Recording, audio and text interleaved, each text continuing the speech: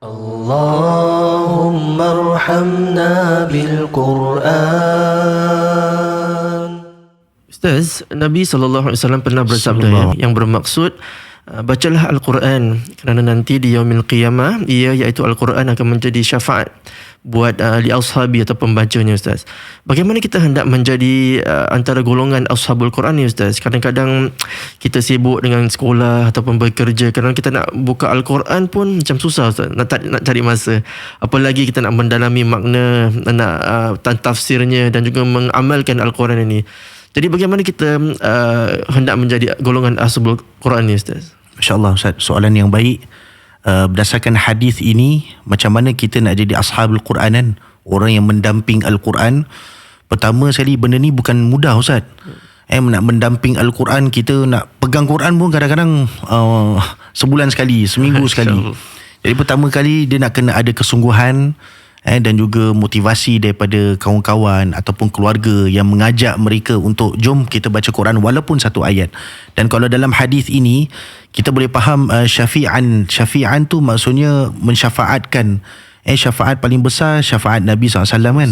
Tapi syafaat yang boleh bela diri kita sendiri antaranya Al-Quran.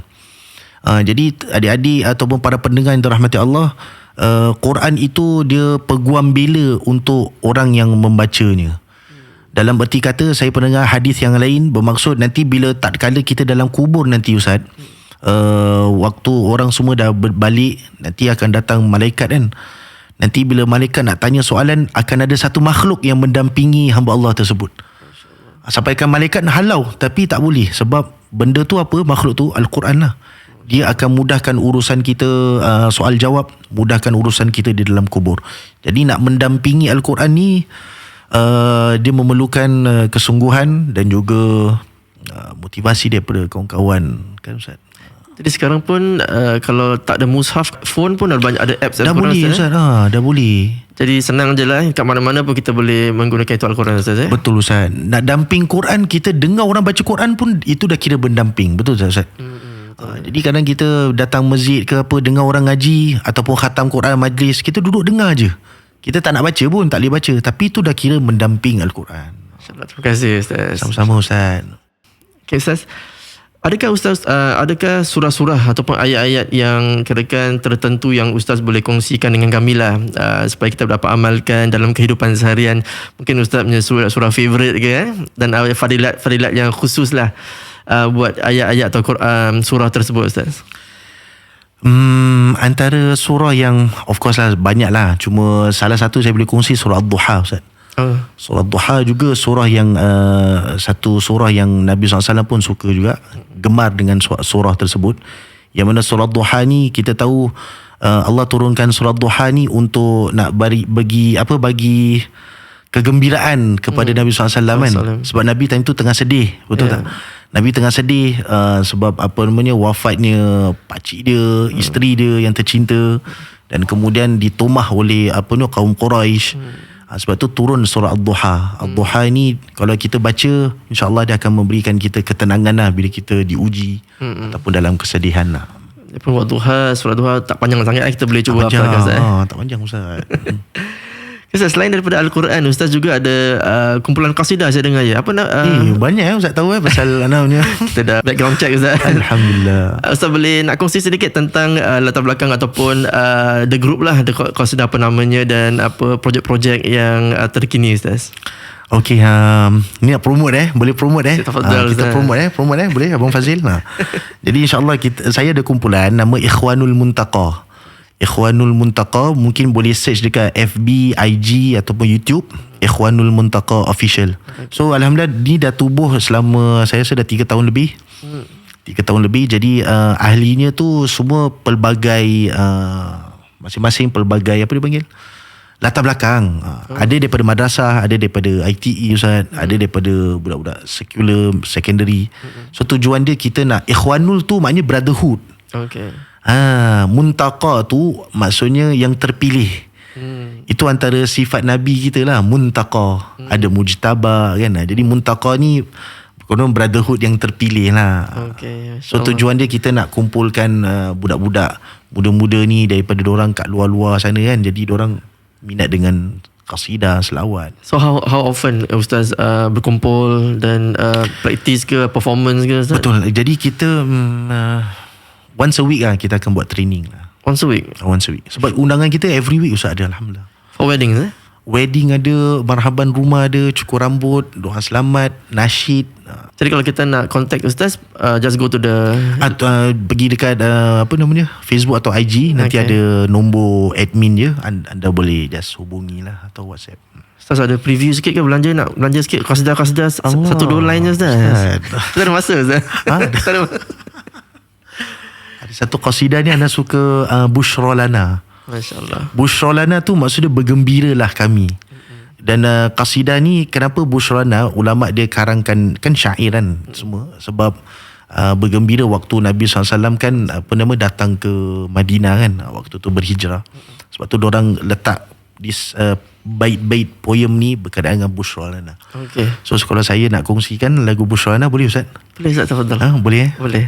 Tak bising ke? Tak ada. بشرى لنا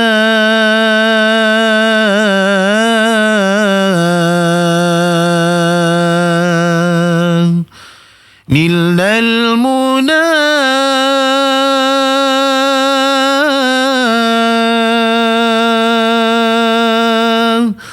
زال العنا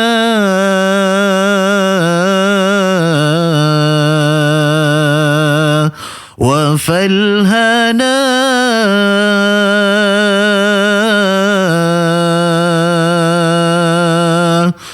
بشرى لنا نلنا المنى زل العنا وفالهنا والدهر أنجز وعده والبشر أضحى معلنا بشرى لنا نلنا المنى زال العنا وفالهنا والدهر أنجز وعده والبشر أضحى معلنا والدهر أنجز وعده والبشر أضحى معلنا. Masya-Allah Ustaz, syukran. Jazakallah khair jazaa Ustaz. Terima kasih Ustaz. Kalau Ustaz, adakah Ustaz advice tak ataupun nasihat bagi pelajar-pelajar Al-Quran pada masa kini lah Ustaz? Untuk anak-anak muda, teruskan dengan Al-Quran.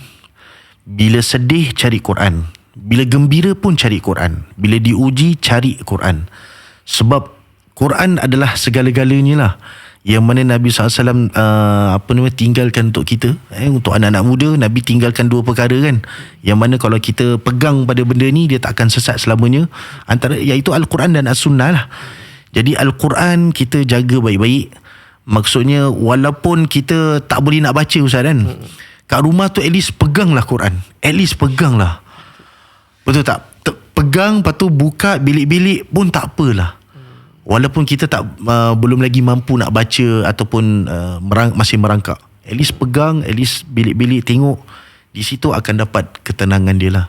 Dan kita adik-adik kena ingat, anak-anak muda ni, bila kita jadi ahli Al-Quran, InsyaAllah nanti satu hari nanti ke akhirat kelak pada mahsyar nanti, ibu dan ayah kita akan dipakaikan mahkota disebabkan anak yang membaca Al-Quran. Jadi Ustaz bayangkan, kita ahli Quran, kita suka baca Quran, tiba-tiba kat padang mahsyar ibu dan ayah, kenapa kau dipakai mahkota? Kemudian nanti Allah, malaikat cakap, oh sebab anak kau kat dunia baca Quran. Allahu Akbar. Jadi tak nak ke? Maknanya tempias dia tu bukan saja kat kita, tapi orang ibu dan ayah kita pun dapat. Itu je lah Ustaz. Kita mulakan dengan bacaan dahulu ya. Lepas tu kita improve tajwid. Betul. Improve tu kita kena belajar tafsir, bahasa Arab. Ilmu Quran ni luas Ustaz. Luas Ustaz, takkan habis. Takkan habis Kita tengok guru-guru kita macam Ustaz Afendi, Ustaz Ahmad Syamsul, mereka masih lagi belajar lagi Ustaz. Masih Ustaz. Masya-Allah. Baiklah Ustaz, terima kasih Ustaz kerana meluangkan masa lah untuk kami dan juga berkongsi ilmu-ilmu yang saya pasti dah bermanfaat buat diri kami, buat viewers kami juga. Amin, betul. Dan untuk menutup majlis ini, kita minta izin Ustaz lah untuk mempersembahkanlah sedikit bacaan Pulang Ustaz. Tafadhal mashkura Ustaz. InsyaAllah saya akan baca surah Ad-Duha dengan tarannum jiharkah. A'udzu billahi minasy syaithanir rajim.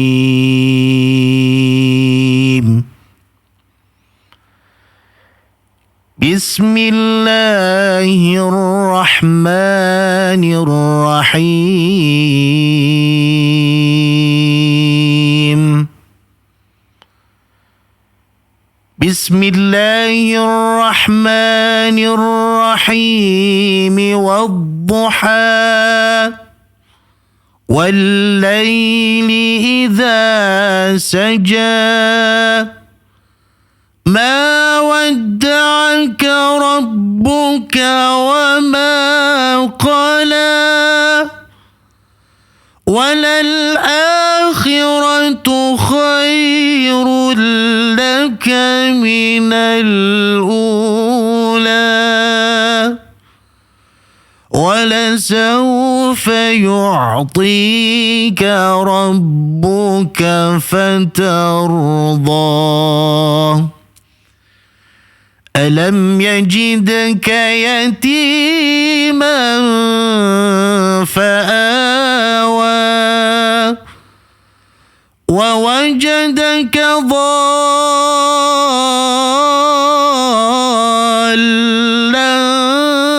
فهدى ووجدك